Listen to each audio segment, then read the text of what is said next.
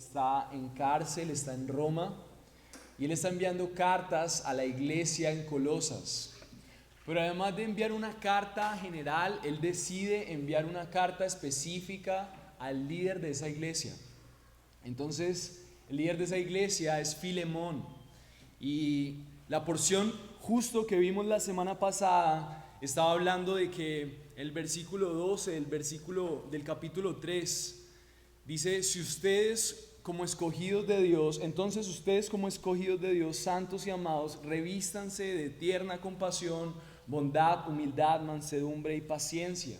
Y ahí en adelante Pablo está motivando a la iglesia en Colosa a que ellos puedan vivir una dinámica de amor entre ellos. Pero una de las cosas que ha motivado a Pablo es que él se ha encontrado con una persona en la cárcel que ha tenido una enemistad con el líder de la iglesia en Colosas.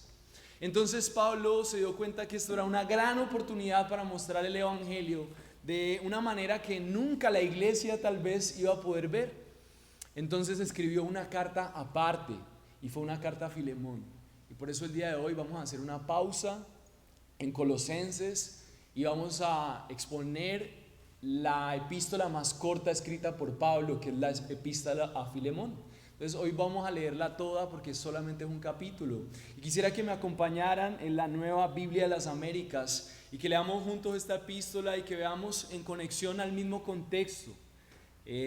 Onésimo, que fue esta persona que hizo daño al líder, pero que había sido restaurado por Dios por la predicación de Pablo, iba de camino a Roma con la carta de los Colosenses y con la carta a Filemón.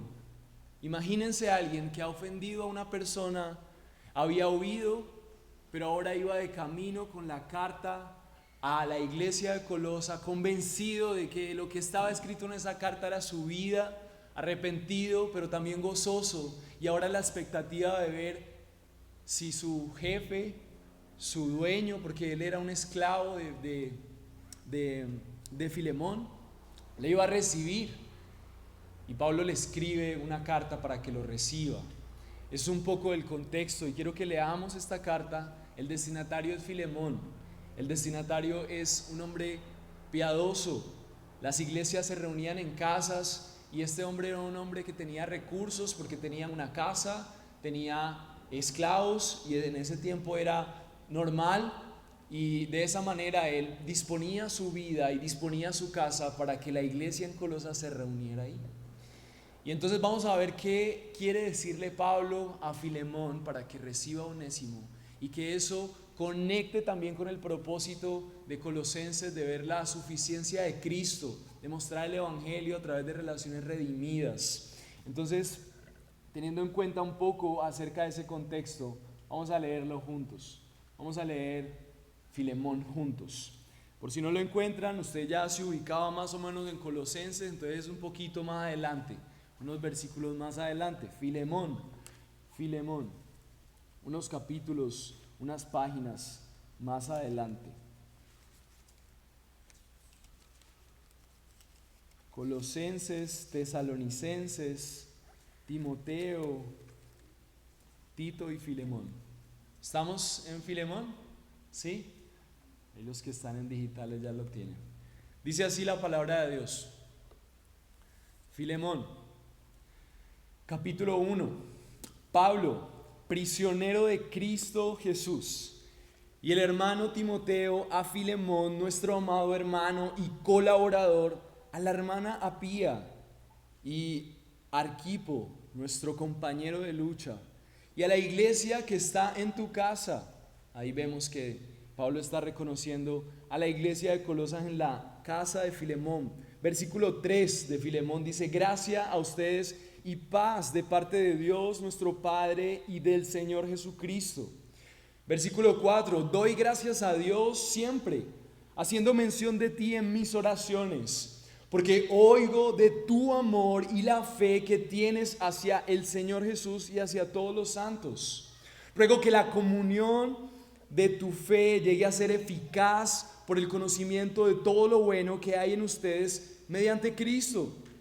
Versículo 7: pues he llegado a tener mucho gozo y consuelo en tu amor, porque los corazones de los santos han sido confortados por ti, hermano.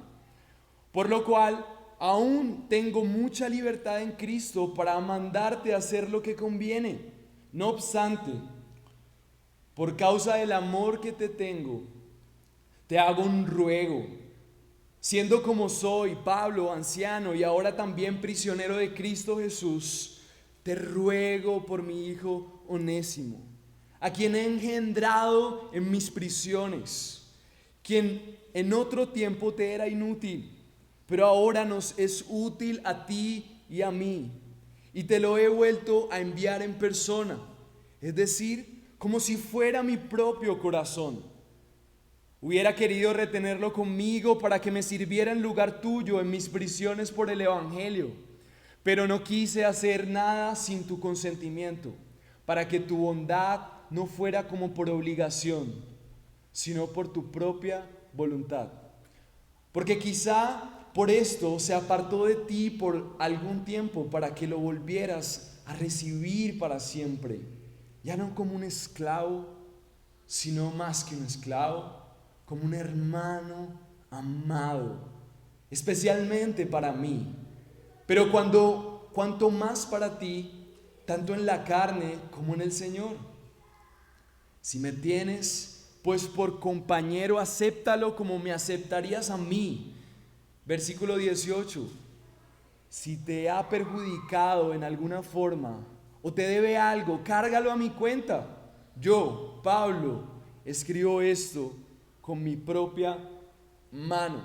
Yo lo pagaré, por no decirte que aún tú mismo te me debes a mí. Sí, hermano, permíteme disfrutar este beneficio de ti en el Señor. Recrea mi corazón en Cristo. Te escribo confiado en tu obediencia, sabiendo que harás aún más de lo que digo, y al mismo tiempo prepararme también alojamiento, pues espero que por las oraciones de ustedes les seré concedido. Te saluda Epafras, mi compañero de prisión en Cristo Jesús, también Marcos, Aristarco, Demas, Lucas, mis colaboradores. La gracia del Señor Jesucristo sea con el espíritu de ustedes. Esta es la palabra de Dios, hermanos. Oremos. Nuestro Dios, nuestro Señor viviente, aquí está tu pueblo. Aquí están también los destinatarios de tu carta de amor en tu palabra. Entendiendo que esta carta a Dios también tiene como propósito y destino en nuestros corazones, en esta mañana te rogamos por los méritos de Cristo que sea tu palabra hoy, ayudándonos a entender el énfasis que hay en coherencia de la fe, de que si hemos amado, si nosotros nos hemos sentido amados por tu obra, amados por ti, Cristo, también nosotros tenemos que amar a los demás con un amor como el que tú tuviste por nosotros. Señor, nos amaste en nuestra esclavitud para liberarnos. Qué bueno, Señor, también amar a los demás en la esclavitud por amor a tu nombre. Y te pido, Señor, que tu palabra pueda generar esa transformación en nosotros, para que podamos amar comprometidamente con la libertad de nuestros hermanos en Cristo. Y aún más allá de eso, te entrego mi vida y te entrego los corazones de estas personas para que ellos recuerden que eres tú quien habla y no yo. Te oramos en el nombre de Cristo Jesús, Señor nuestro. Amén.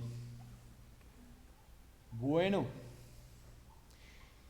esta carta comienza con un saludo que nos ayuda a recordar un poco acerca de eso. El saludo está desde el versículo 1 al versículo 3 y nos dice mucho acerca de la relación que Pablo tenía con Filemón, y es importante que podamos tener un poquito acerca de eso. El versículo 1 dice: Pablo, prisionero de Cristo Jesús, y el hermano Timoteo, a Filemón, nuestro amado hermano y colaborador, y a la hermana Apía y a Arquipo, nuestro compañero de lucha, y a la iglesia que está en tu casa. Gracia a ustedes y paz de parte de Dios nuestro Padre y el Señor Jesucristo. Esta introducción nos muestra que Pablo está dirigiendo una carta a una persona que ya era un líder porque hospedaba a la iglesia en Colosa, pero no solamente eso. parece ser que Apía, por el nombre que tiene y la cercanía que comúnmente en ese tiempo se usaban con las cartas entre personas en el saludo, tal vez esa persona era su esposa. Y si no era su esposa, era alguien muy cercano, al igual que la otra persona mencionada ahí. Entonces, los destinatarios de esta carta son una familia que han abierto su hogar y a que han dedicado su vida para que el evangelio prospere en ese sector del mundo. Y es muy importante esto, porque cuando vemos ese destinatario, vemos a un cristiano dispuesto. Y asimismo, nuestro corazón tiene que ser ese cristiano dispuesto, y que nosotros podamos ver esta carta como un instrumento del Señor, no solamente para Filemón, sino también para ti.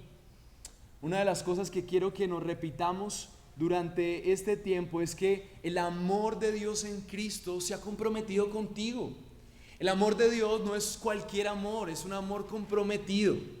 Y Dios muestra su compromiso con nosotros porque Él nos ama, no en la mejor de nuestras situaciones, sino que Él nos ama en lo profundo y depravado de nuestro corazón. Y ahí es donde nosotros vemos el gran compromiso de Dios. Y lo que quiere Pablo es que, al igual que está enseñando en la carta a los Colosenses, Filemón como el líder pueda dar un ejemplo a los demás miembros de su iglesia acerca de cómo es ese amor comprometido que ha recibido de Cristo, pero que ahora también está dispuesto a dar por gracia a alguien que no lo merece. Entonces, el amor que Dios te ha dado, un amor comprometido, es suficiente para entender que tú debes amar comprometidamente a las personas de la familia de la fe, y aún más allá de eso. Entonces, ¿con quién y cómo debemos aplicar este amor comprometido? A partir del versículo 8 vamos a ver un poco más de esto, pero quisiera que siguiéramos avanzando en esta carta rápidamente. No nos vamos a detener en todo, nos vamos a detener en lo más importante, pero hay algunos detalles muy importantes también a partir del versículo 4. Pablo habla a Filemón dando gracias, dice: doy gracias a Dios siempre haciendo mención de ti en mis oraciones, porque oigo de tu amor y de la fe que tienes hacia el Señor Jesús y hacia todos los santos. En esos dos versículos vemos que Filemón ya de por sí tenía una característica, y era que era una persona amorosa. Filemón no solamente era anfitrión porque tenía una casa y porque tenía dinero para ser anfitrión. Su vida, su familia y su forma de conectar con los otros creyentes era una vida evidente de amor y fe hacia Dios, pero también hacia los santos. Y cuando Pablo dice santos, está refiriéndose a la iglesia, aquellos que se comprueba que han nacido de nuevo y que quieren caminar obedeciendo a Dios, un pueblo santo, un pueblo apartado. El versículo 6 dice aquí, ruego que la comunión de tu fe llegue a ser eficaz por el conocimiento de todo lo bueno que hay en ustedes mediante Cristo. Entonces él está orando. Pablo, dentro de las oraciones que hace por Filemón, él no ora no solamente para que Dios le siga llevando en ese ritmo, sino que él ora para que aún Filemón pueda avanzar en eso que él ha aprendido, pero a otros niveles, que pueda amar de maneras diferentes, mucho más elevadas, y que pueda conocer diferentes formas de las cosas buenas que hay en Cristo. Versículo 7 dice: pues he llegado a tener mucho gozo y consuelo en tu amor. Es una carta llena de amor. O sea, Pablo lo que quiere con este destinatario conectado con Colosenses es que cuando pasamos a la segunda parte de la epístola a los Colosenses, vemos que Pablo dice: si has resucitado con Cristo, entonces si has nacido de nuevo, si realmente tienes una nueva vida con Cristo, entonces hay amor fraternal y hay una muerte a la carne, hay una conducta que tenemos entre esposos y esposas. Eso lo vamos a ver en el siguiente domingo, cómo es la relación entre familias, cómo nuestra vida, que ha nacido de nuevo, muestra que realmente somos unas nuevas criaturas, creados en Cristo. Pero en este momento Pablo le quiere hacer saber a Filemón que se consuela en su amor. Y la razón es porque, dice el versículo 7 en la última parte, dice: porque los corazones de los santos han sido confortados por ti, hermano. O sea, el amor de Filemón era un descanso para la gente. Y desde ahí ya empezamos a tener un estándar que Pablo quiere usar para la iglesia en Colosas. O sea, si has resucitado con Cristo, la manera en la que tú amas, la manera en la que tú sirves, la manera en la que tú te comprometes, porque aquí vamos a ver que el amor es un tema de compromiso. La manera en la que tú te comprometes, la manera en la que tú sirves a otros, es un consuelo para las demás personas. Y hoy vamos a ver por qué. El primer punto que quiero que veamos hoy es el ruego de amor fraternal de un anciano. Toda esta introducción es una introducción en la que Pablo está haciéndole saber a Filemón lo orgulloso que está de la manera en la que él ama a la gente. Pero él tiene un propósito, él quiere hacerle sentir bien, porque más adelante va a hacerle un desafío. No solamente es suficiente con lo que él ama, yo quiero que tú descubras otros niveles, así como dice el versículo 6, que el conocimiento de todo lo bueno que hay en Cristo, dice el versículo 6, ruego que la comunión de tu fe llegue a ser eficaz por el conocimiento de todo lo bueno que hay en ustedes mediante Cristo. O sea, que haya un conocimiento mucho más amplio de lo que Cristo es en ellos y de todo lo bueno que Él es en la vida de esas personas que han creído. Y asimismo, el propósito de esta carta con nosotros es llevarnos a darnos cuenta que el compromiso y el amor comprometido nos ayuda a conocer otras cosas buenas de lo que Dios es en nosotros y para los demás. El primer punto quise denominarlo el ruego de amor fraternal de un anciano.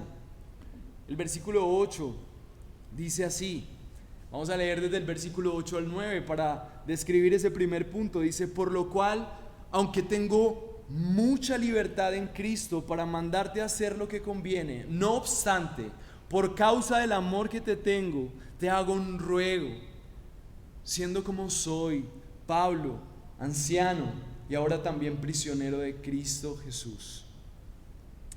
Es importante definir la palabra anciano. La palabra anciano comúnmente en la Biblia, después de el respeto que tenían los ancianos en las ciudades, se dieron cuenta que los ancianos no solamente eran ancianos de edad, sino también eran personas que tenían un conocimiento respetable acerca de Dios y una coherencia en su vida, y que eso les había llevado a liderar a otros. En el idioma original, anciano es intercambiable por obispo, por pastor. Entonces es comúnmente en las iglesias bíblicas que digamos que haya ancianos, y esos son los pastores. La Biblia habla de ancianos, vamos a hablar de pastores. Entonces esta connotación y este primer fuerza o la primera argumento que usa Pablo para desafiar a Filemón es que él es un pastor. Entonces él está diciendo a Filemón en el versículo 8: por lo cual, aunque tengo mucha libertad en Cristo para mandarte a hacer lo que conviene, dice el versículo 8. ¿Qué quiere decir esto? Que él, siendo un pastor, que él, habiendo hecho todo lo que había hecho, tenía mucha libertad. Y esa palabra libertad en el idioma original es seguridad, confianza. O sea, él tiene confianza de que él, siendo lo que es, podría mandarle a decir a él lo que conviene. O sea, Pablo le está diciendo: mira, yo te escribo esta carta, yo estoy súper contento contigo. Yo sé que siendo lo que soy, que haciendo lo que he hecho, el versículo 9 más adelante también habla un poquito acerca de eso. El versículo 9 dice: siendo lo que soy, siendo como soy, en la segunda parte, Pablo, anciano y ahora también prisionero de Cristo Jesús. O sea, no solamente Pablo era un anciano, y según la palabra de Dios los ancianos tienen unas características. O sea, Pablo estaba convencido de que él cumplía las características de lo que debe ser un pastor, de lo que debe ser un líder. Entonces él está usando ese argumento para decir: mira, yo sé que yo soy esto, por gracia de Dios yo soy esto. Y siendo esto, yo te podría simplemente decir: haz esto, porque es lo que Dios dice de estos hombres. Estos hombres tienen la libertad, dice Pablo, tengo la libertad. O sea, tengo la certeza de que Dios me respalda si yo te digo: haz esto. Pero entonces Pablo dice que lo cambia, en lugar de una orden, lo cambia por un ruego. Primera Timoteo 1:15 dice así, para referirse y explicar un poco más el tema de los ancianos, dice: palabra fiel y digna de ser recibida y ser aceptada por todos. Cristo Jesús vino al mundo para salvar a los pecadores, entre los cuales yo soy el primero. Es la forma en la que Pablo describe su propia realidad. Él se sentía como un pecador, él se sentía como uno más del montón, pero miren lo que dice 1 Timoteo 1:5: pero el propósito de nuestra instrucción es el amor nacido de un corazón puro y de una buena conciencia. Entonces, también al mismo tiempo, aunque hay pecadores dentro de la iglesia y los pastores son pecadores, ellos tienen la responsabilidad de dar una instrucción, así como dice 1 Timoteo 1:5, que haya una instrucción en amor. ¿Para qué? Para una fe sincera. Los pastores tienen la responsabilidad de dar instrucciones en amor para que la fe sea una fe sincera, para que haya un amor, con un amor nacido del corazón, una buena conciencia. 1 Timoteo 5:17 dice: los ancianos, otra vez, y intercambiamos nuevamente esa palabra como si dijera los pastores, los ancianos que gobiernan bien sean considerados dignos de doble honor, principalmente los que trabajan en la predicación y en la enseñanza. Entonces Pablo está usando lo que ya Dios había designado para la iglesia. Entonces la iglesia, todos son honorables, pero el rol que está desarrollando ese hombre es un rol que le hace tener un lugar especial de parte de Dios para guiar a su pueblo. Entonces eso no le hace ser una persona autoritaria y abusiva. Cuando quieran pueden ver 1 Timoteo 3, las características de los ancianos. Pablo mismo las escribe. Dentro de eso está la prudencia, la humildad, la mansedumbre y todo esto. Pero lo que hace énfasis este texto es que Pablo está usando esa investidura que Dios le ha dado, ese llamado que Dios le ha dado, para decirle: mira, yo podría usar eso simplemente para decir: hazlo, haz lo que yo te envío que hagas. Pero en lugar de eso, y el versículo 9 dice: no obstante, o sea, no dejando de tener en cuenta lo que soy, por causa del amor que te tengo, te hago un ruego, siendo como soy, Pablo anciano y ahora también prisionero de Cristo. Y es un estilo que los pastores usan, es un estilo que adorna lo que Dios les dice que tiene que hacer. Los pastores deben no solamente enseñar buenas cosas, sino que su labor es guiar a las personas hacia lo correcto.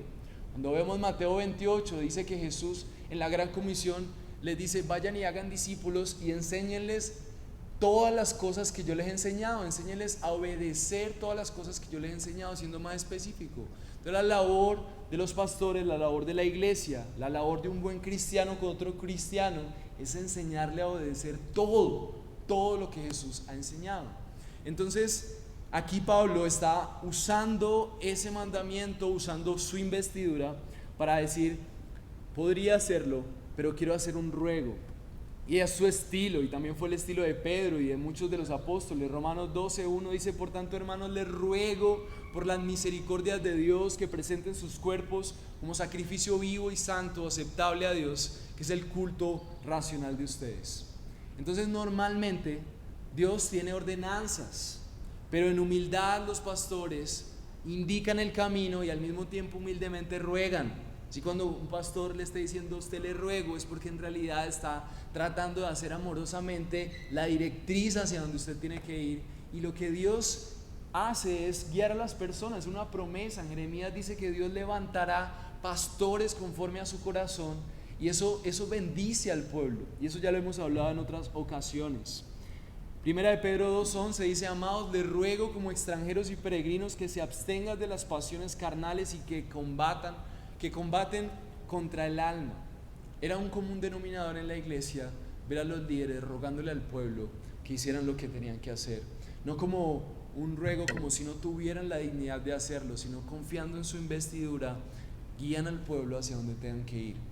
Y la aplicación que quiero ver en este primer punto es que debes evaluar qué tan dispuesto estás a amar lo que Dios ama.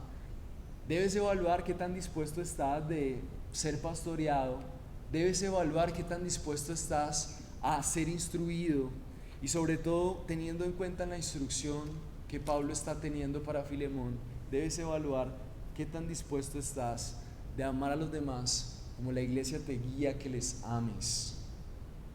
El amor de Dios en Cristo se ha comprometido contigo, y por eso en la iglesia lo normal es que instruyamos a las personas a que se amen comprometidamente, a que se amen como Cristo les ha amado.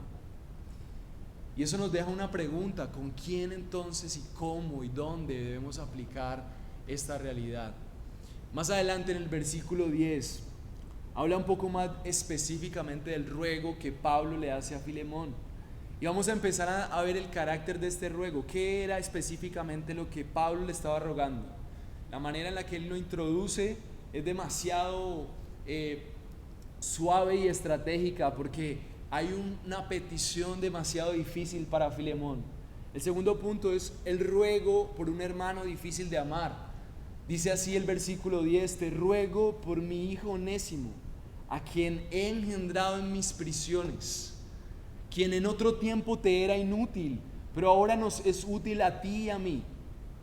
Te lo he vuelto a enviar en persona, es decir, como si fuera mi propio corazón. Hubiera querido retenerlo conmigo para que me sirviera en lugar tuyo en mis prisiones por el Evangelio, pero no quise hacer nada sin tu consentimiento, para que tu bondad no fuera como por obligación, sino por tu propia voluntad, porque quizá por esto se apartó de ti por algún tiempo, para que lo volvieras a recibir para siempre, ya no como un esclavo, sino como más que un esclavo, como un hermano amado, especialmente para mí, pero cuanto más para ti, tanto en la carne como en el Señor. Esta porción también nos deja saber cuáles son las características de esa petición. Y es muy importante para ti hoy saber esto, porque lo que está modelando Filemón es la clase de amor que debe haber en la iglesia. Y por eso quiero que recuerdes que si Cristo se ha comprometido contigo en amarte, tu compromiso es amar comprometidamente a una de las personas que no se lo merecen. Y eso solamente puede darse en el contexto de una iglesia local, en donde tú estás caminando, y así como Filemón caminaba con personas, tal vez Onésimo era uno de los asistentes regulares hace mucho tiempo, pero cuando tú caminas regularmente con pecadores, tienes una cosa segura: van a pecar contra ti, van a hacerte daño, van a frustrar tu caminar cristiano, van a hacerte creer que somos incoherentes, vamos a ofender a los otros queriendo y sin querer. Cuando tú te comprometes con alguien, vas a ser ofendido, pero también hay una oportunidad de amar, de perdonar. Las personas que más nos hacen daño, ¿quiénes son? Los que están más cerca, porque estamos unidos, porque nos conocemos, porque pasamos tiempo juntos, porque nuestro pecado sale a la luz. Y por eso Pablo quiere, a través de esta petición, no solamente rogarle a Filemón, sino también rogarte a ti, que tú puedas tener como característica cristiana un amor como el de Cristo, como el que Cristo ha tenido por ti. El versículo 10 dice: te ruego por mi hijo Onésimo, a quien he engendrado en mis prisiones. Y esto aquí es muy importante. Pablo no solamente está diciéndole a Filemón: haz caridad con las personas. Seguramente, si pudiéramos ver, los cristianos históricamente les caracterizaba la generosidad, les caracterizaba aún ayudar a los que no permanecían en sus congregaciones. Pero Pablo aquí está dejando un estándar alto y está diciendo: te ruego por mi hijo Onésimo, en quien he engendrado en mis prisiones. Entonces Onésimo es ese esclavo que traicionó a Filemón, pero entonces ahora ya tiene una connotación diferente. Ahora ya no es el Onésimo que le robó, ya no es solo Onésimo que le atacó. Él dice: ahora lo he engendrado en mis prisiones. Y esa palabra engendrado está hablando de un nuevo nacimiento. Pablo, misionero, cansado de ver cristianos verdaderos, podía decir de ese delincuente: ahora es un cristiano. Su vida y la forma en la que sirve al evangelio y la forma en la que lo vive evidencia de que él ha nacido de nuevo. Entonces el argumento para lo que él le va a pedir es: mira, te voy a pedir que le hagas esto a un hijo de Dios. Es alguien que ahora confía en el Salvador. El versículo 11 dice: quien en otro tiempo te era inútil, pero ahora nos es útil a ti y a mí. Y esa palabra inútil es una palabra disimulada, como si Pablo le dijera: en otro tiempo él, no, en lugar de servir a tu vida te hacía daño, pero ahora es útil. Y él habla acerca de eso. Colosenses 4:9 dice que finalizando la carta, Pablo está describiendo quién iba a llevar la carta a los colosenses. Colosenses 4:9 dice: y con el Onésimo, fiel amado hermano, que es uno de ustedes, ellos le informarán acerca de todo lo que aquí pasa. Al final de la carta a la iglesia de Colosas, Pablo dice: miren, se las va a llevar Onésimo. Toda la iglesia sabía que él era una persona delincuente, pero Pablo ahora se está refiriendo a él como un hermano amado. Y les dice, Él es el que les va a llevar la cata. Hermosa historia, hermosa enseñanza práctica de lo que es un evangelio, de lo que es el verdadero cristianismo. No etiquetas, no preferencias ni acepción de personas. Es un evangelio que es capaz de amar al que se arrepiente y que Dios transforma por su gracia. El versículo 12 dice, y te lo he vuelto a enviar en persona. Es decir, como mi propio corazón hubiera querido retenerlo aquí para que me sirviera en lugar tuyo en mis prisiones por el evangelio, pero no quise hacer nada sin tu consentimiento, para que tu bondad no fuera como por obligación, sino por tu propia voluntad. Eso está un poquito enredado porque en realidad necesitamos un poco más de contexto de entender. Él dice que lo ha vuelto a enviar en persona, y aunque él quería que se quedara con él para que le sirviera, como podría servirle a alguien como Filemón, estando en la cárcel, alguien como Filemón le serviría. Entonces Pablo dice, como tú me servirías, me gustaría quedarme con él, pero no puedo porque no quiero hacerlo sin tu consentimiento. Y esa es la palabra clave, consentimiento. En ese contexto, los que habían comprado un esclavo siempre seguían dueños de ese esclavo. La esclavitud no era como la esclavitud en tiempos más adelante. En ese tiempo los esclavos podían trabajar por su libertad o también su jefe podía liberarlos. Y Pablo, conociendo la ley, también la ley de las ciudades, él no podía simplemente decir, este ya se convirtió, yo estoy solo en la cárcel, dejémoslo como un misionero, sino que escribe al que verdaderamente le corresponde la autoridad sobre él, y era Filemón.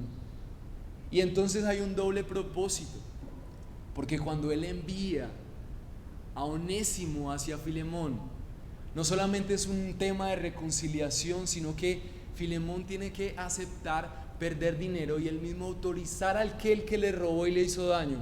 Ahora decir, eres libre, te perdono, pero también legalmente eres libre. El consentimiento era que él iba a ceder los derechos de la esclavitud que le pertenecían. Y entonces Pablo quería que él, así como dice el versículo 12, dice, pero no quise nada sin tu consentimiento para que tu bondad no fuera como por obligación. Él no quería que la libertad de Onésimo fuera simplemente algo que él decidió solo, sino que lo tenía que decidir él por voluntad propia. Y el amor comprometido del que habla las Escrituras es un amor que por voluntad propia decide perdonar al que le agrede y liberarlo de la culpa, liberarlo de la falta de perdón. Y esto nos recuerda el brillante momento del Evangelio. Esto nos recuerda que Pablo está siendo como el intermediador, el intermedio entre estos dos hermanos que necesitaban perdón. Nos recuerda que así como nuestro amado hermano Pablo ayudó a liberar de la esclavitud a Onésimo, también nuestro Padre Celestial envía a nuestro Salvador Jesucristo, y Cristo se despoja de su derecho de juzgarnos a nosotros para reconciliar a las personas que dañaron la santidad de Dios, y les reconcilia asumiendo Él el castigo sobre su cuerpo para que nosotros podamos ser liberados por un Padre de amor que nos dice, eres libre, eres perdonado, y llevarnos por gracia y por el amor de Cristo amorosamente a nuestro verdadero hogar.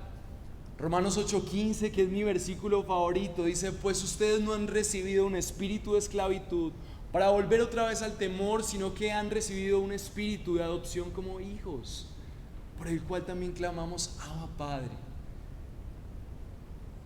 Pablo no solamente quería que Onésimo tuviera una experiencia con Dios.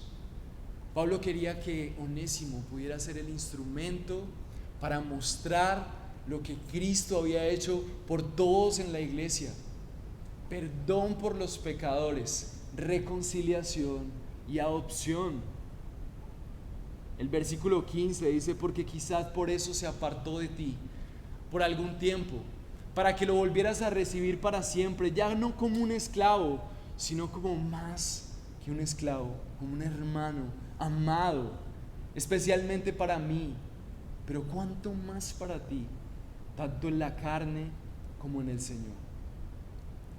Así como el Evangelio nos muestra la historia de un hermano mayor que ha intercedido por las ofensas que hemos hecho al Padre, asumiéndole el castigo y renunciando a los derechos que Él tenía de castigarnos por nuestras transgresiones. El Señor demanda de nosotros un amor comprometido con el que vemos visiblemente que está esclavizado con su pecado, con la persona a nuestro alrededor que necesita de que nosotros le ayudemos, con la reconciliación que necesita con otros y con el Señor. Romanos 5 del versículo 7 al 10 dice: porque difícilmente habrá alguien que muera por un justo, aunque tal vez alguno se atreva a morir por el bueno. Pero Dios demuestra su amor para con nosotros en que, siendo aún pecadores, Cristo murió por nosotros. Entonces, mucho más, habiendo sido ahora justificados por su sangre, seremos salvos de la ira de Dios por medio de Él. Porque si cuando éramos enemigos fuimos reconciliados con Dios por la muerte de su Hijo, mucho más, habiendo sido reconciliados, seremos salvos por su vida. Él derramó su propia sangre, asumiendo la ira de Dios por nosotros, limitando esa ira a Él, para que nosotros pudiéramos ser reconciliados, para que pudiéramos recibir el perdón y la libertad después de haber sido perdonados. Pero eso no es solamente lo que Dios espera de nosotros, sino así como nuestro amado hermano nos amó en nuestra esclavitud y obró a nuestro favor para reconciliarnos con el Padre, así también Pablo actuó con Onésimo para reconciliarlo con su hermano.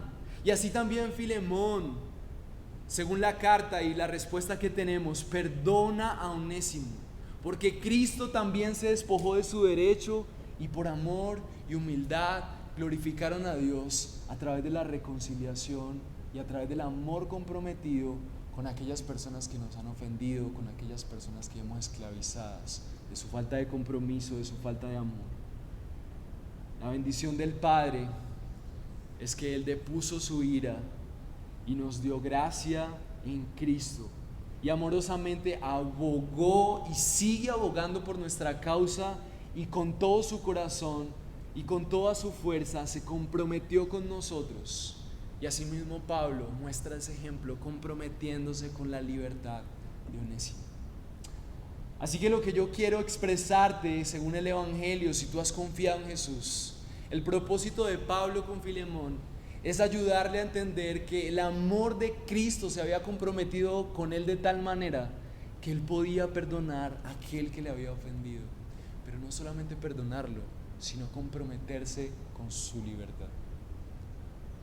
El amor de Dios no solamente es un Dios que te ha perdonado, sino que Él es un Dios que está comprometido a diario con tu libertad, con tu caminar, que puedas conocer nuevas bellezas, así como Pablo le había mencionado a Filemón, que puedas conocer todo lo bueno que hay mediante Cristo, a través del amor, a través de la gracia, el perdón y la reconciliación. Así que yo quiero preguntarte y decirte: la única razón para amar a tu hermano en la fe es que Cristo te ha amado a ti primero. La única razón para comprometerte con la libertad de otros creyentes es que Cristo te ha amado a ti primero. Y con esto quiero decirte que a tu alrededor tienes gente esclava de sus pecados.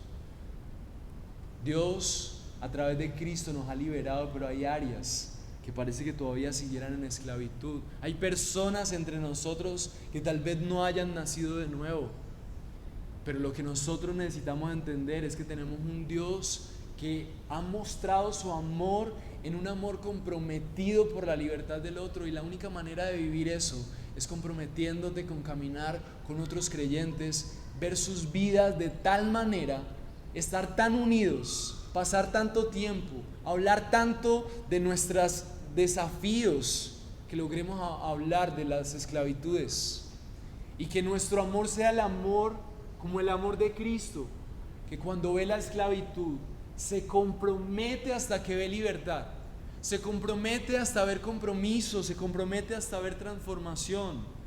Debes anteponerte, debes comprometerte con la esclavitud de tus hermanos. Debes comprometerte hasta que experimentes que Dios te está usando para que ellos experimenten libertad. La vida cristiana es un compromiso con otros creyentes, acompañándoles para que ellos experimenten la libertad que necesitan en sus áreas. Debe ser una persona que se abre comprometidamente. Debe ser una persona que se compromete con una iglesia local para ser conocido.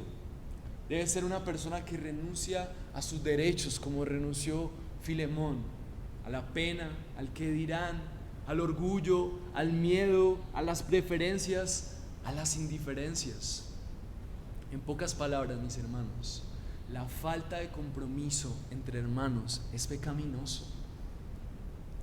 No estoy diciendo que esto diga que no eres cristiano, no estoy diciendo eso. Pero si hay una característica cristiana, es el amor comprometido con otros hermanos en la fe. Y Pablo, en el contexto de los colosenses, está diciendo: si has nacido de nuevo, tiene que haber esto en ti. Y Filemón es un ejemplo de cómo la iglesia debe modelar un amor comprometido. No un amor del mundo, mi hermano, no un amor que ama a los que le caen bien, no un amor que está en las buenas, sino un amor que ama en el pecado. Y que a pesar de que tú ves a las personas que no te caen bien, a pesar de que no te nace, a pesar de que no eres extrovertido, a pesar de que tienes pereza, a pesar de que estás cómodo, tú estás tan constreñido y tan comprometido con el amor que Dios ha tenido por ti, que tú deseas ver cuáles son los pecados de los demás, no para juzgarlos, sino para entregarte comprometidamente a la libertad que ellos necesitan experimentar, porque así es como Dios se glorifica. ¿Qué sería de Onésimo si no hubiera encontrado a Pablo en la cárcel? Estaría todavía en la culpa, su cristianismo escondido porque había ofendido a su iglesia. El Señor hoy necesita que tú seas cristiano.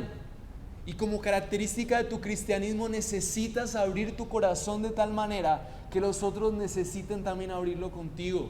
Y que abrirlo y hablar de nuestro pecado no sea nuestra vergüenza, sino que sea la oportunidad de glorificar a Dios en nuestro compromiso, así como nuestro Salvador se comprometió con nosotros al vernos como ovejas sin pastor, perdidos, esclavos, cautivos de nuestros egoísmos.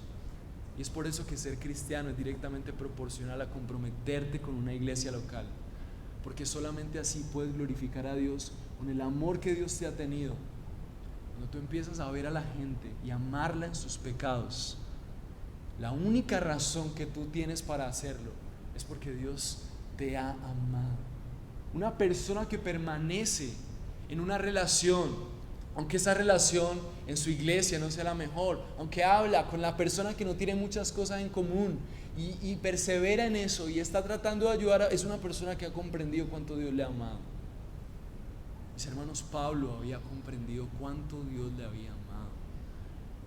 Y Filemón, por su forma de amar, era una persona que había comprendido cuánto Dios le había amado. Qué hermoso es navegar en las profundidades de cómo cuando tú estabas esclavo, cómo cuando tú ni siquiera querías buscar a Dios y todo en tu vida ofendía al Rey, el Rey te miró con gracia y vino a pagar la deuda por ti y murió por ti y se comprometió con tu pecado hasta hacerte totalmente libre. ¿Cómo no glorificar a Dios con un amor similar en la iglesia? Los colosenses eran salvos, pero le faltaba experimentar una nueva belleza del cristianismo. Y es cuando los hermanos se comprometen en su pecado. Mis hermanos, la falta de compromiso entre otros hermanos es pecaminosa. Retirarte de las relaciones por el pecado del otro es pecaminoso. Amar y hospedar al que te hirió es un mandato que glorifica al Señor. Ser hospedador, ser amable, buscar ser amigo, abrir tu corazón, ver oportunidades para ayudar al otro, glorifica al Señor. Y en este tiempo Dios está llevando a nuestra iglesia a eso, porque Él quiere ver a una iglesia así. Tenemos que cuidarnos de la religiosidad. Y por eso el tercer punto es la petición pastoral para amar. Hasta el final, versículo 17 dice: si me tienes pues por compañero, acéptalo, como me aceptarías a mí. Versículo 18: y si te he perjudicado en alguna forma, o te debe algo, cárgalo a mi cuenta. Yo, Pablo, escribo esto con mi propia mano, yo lo pagaré. Por no decirte que aún tú mismo te me debes a mí. Sí, hermano, permíteme disfrutar de este beneficio de ti en el Señor. Recrea mi corazón en Cristo. Lo que está diciendo Pablo es que esa clase de amor es como que nos vuelve a crear, como que nos refresca, como que nos renueva. Es por eso que no es posible decir que yo soy cristiano y nunca estoy comprometido en una iglesia local. No se puede, porque ese amor de Cristo que habita entre nosotros, en la unidad, en el compromiso entre nosotros, a pesar de nosotros, nos recuerda el amor de Cristo. Y el Espíritu Santo bendice eso en nuestra vida. Él se glorifica en medio de eso. No importa tu posición, no importa lo que has vivido, debes evaluar cómo está tu capacidad de amar a tus hermanos en la iglesia. Otro día vamos a hablar de otro, pero este texto está hablando de los hermanos en la iglesia.